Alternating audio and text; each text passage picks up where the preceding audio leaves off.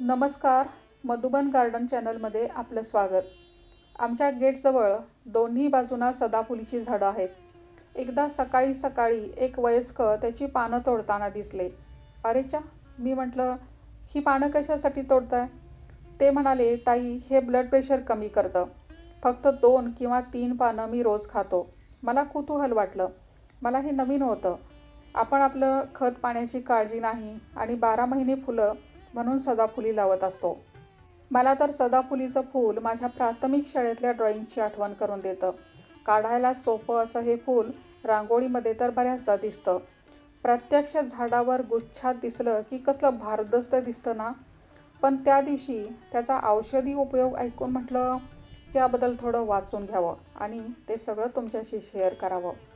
अशाच बागकाम आणि फुलझाडांच्या माहितीसाठी माझं मधुबन चॅनल आता सबस्क्राईब करा. धन्यवाद.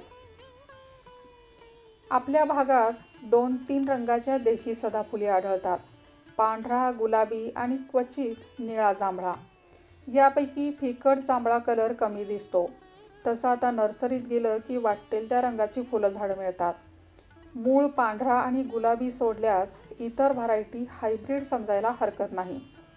त्या थोड्या नाजूक असतात आणि पाणी जरा जास्त झालं की कोजून जातात. पावसाचा मारही त्यांना झेपत नाही.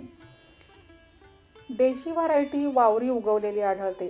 ती चिवट आणि खरी बारमाही किंवा बहुवार्षीय असते. सदाफुलीचं शास्त्रीय नाव कॅथरेंथस रोजियस असं आहे. इंग्रजीत त्याला विंका किंवा टायनी पेरिविंकल असं म्हणतात. पूर्ण वाढलेलं सदाफुलीचं झुडूप साधारण 1 मीटर उंच असू शकतं आणि पसाराही तितकाच.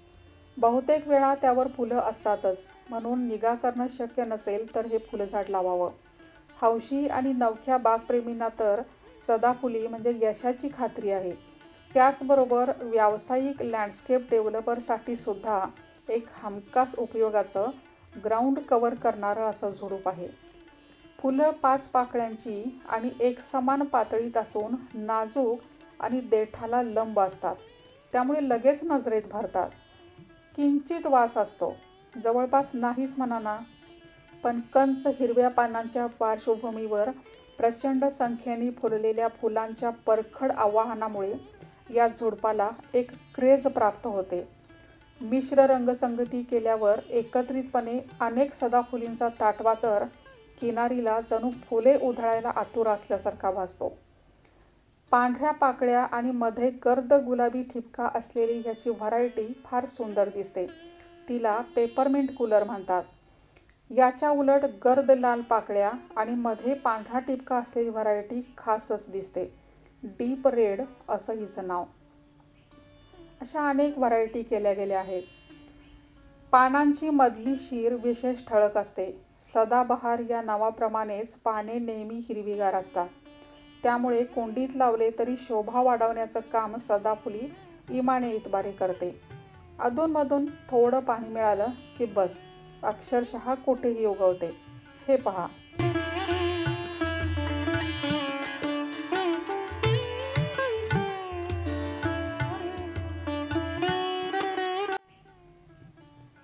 कुंडीत लावताना माती थोडी घट्ट म्हणजेच वाळू अथवा मुरुमयुक्त वापरावी, ज्यामुळे याच्या मुळांना पुरेसे बळ मिळेल.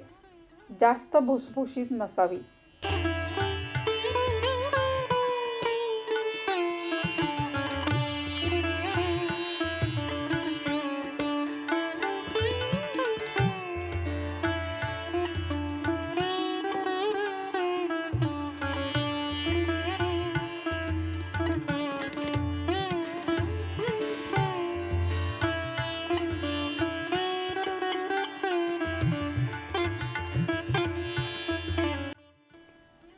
याचं प्रोनिंग म्हणजे शेंड्याची छाटणी केल्यास झुडपाला फांद्या फुटून ते डेरेदार दिसतं.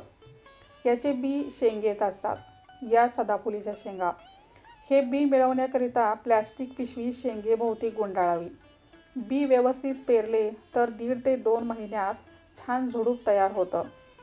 बियाणे लहान असल्यामुळे पेरताना खोलवर जाणार नाही याची काळजी घ्यावी.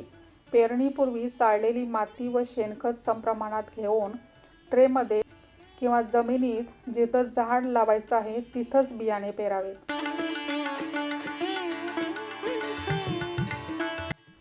लागवडीसाठी मात्र 2 रोपात 1-1.5 फूट अंतर ठेवावं लागेल. बऱ्याच वेळा पावसाळ्यात झाडाखाली भरपूर रोपे उगवतात, अशा रोपांचाही वापर करावा. छाटापासून म्हणजेच कांडी लावून सुद्धा याची रोपे तयार करता येतात. पुढे जाऊन याचे अत्यंत काटक असे झुडूप तयार होते.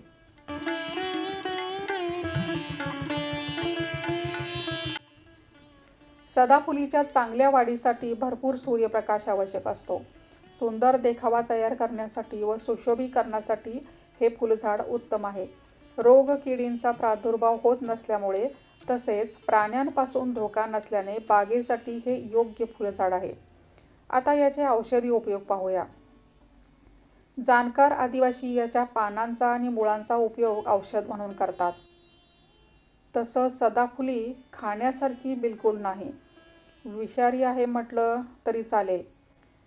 सदाफुलीमध्ये विनकामाइन, विनब्लास्टिन, विनक्रिस्टिन, बीटा सिटोस्टेरॉल यासारखी महत्त्वपूर्ण रसायने आढळून येतात, ज्याच्यापासून अत्यंत महत्त्वाचे असे कॅन्सरवरचे औषध बनवतात. म्हणजे दिसायला साधी असली तरीही कामाची वनस्पती आहे. पण म्हणून आपण स्वतःहून याचा औषधासाठी मुळीच वापर करू नये. तरीही केवळ माहितीसाठी सांगायचे तर डायबिटीसवर केल्या जाणाऱ्या आयुर्वेदिक उपचारात सदाफुलीचा वापर असू शकतो. अल्झायमर आणि पार्किन्सन्स डिसीज सारख्या मेंदूच्या कार्यावर आधारित रोगांवर केल्या जाणाऱ्या आयुर्वेदिक उपचारात सदाफुलीचा वापर असू शकतो. तोंड येणे तसेच फोड यावर याचा उपयोग केलेला असू शकतो. व्हायरस म्हणजे विषाणूजन्य तापात याचा वापर होतो. कोलेस्ट्रॉल कमी करण्याकरिता, ब्लड प्रेशर कमी करण्याकरिता सदाफुलीचा वापर करतात असं आढळतं. हे सर्व एकतर औषध स्वरूपात आणि नगण्य मात्रेत वापरले जाते किंवा वैद्यांच्या सल्ल्यानुसार. स्वतःहून वाचून अथवा हा व्हिडिओ पाहून उपचार करू नयेत आणि सदाफुली एक शोभेचे फुलझाड म्हणून अवश्य लावावे. त्याचे साधे सौंदर्य ग्रेटेस्ट थिंग्ज आर सिम्पलेस्ट या उक्तीची आठवण करून देतं. प्रतिकूलता असतानाही टिकण्याची प्रेरणा देतं. धन्यवाद.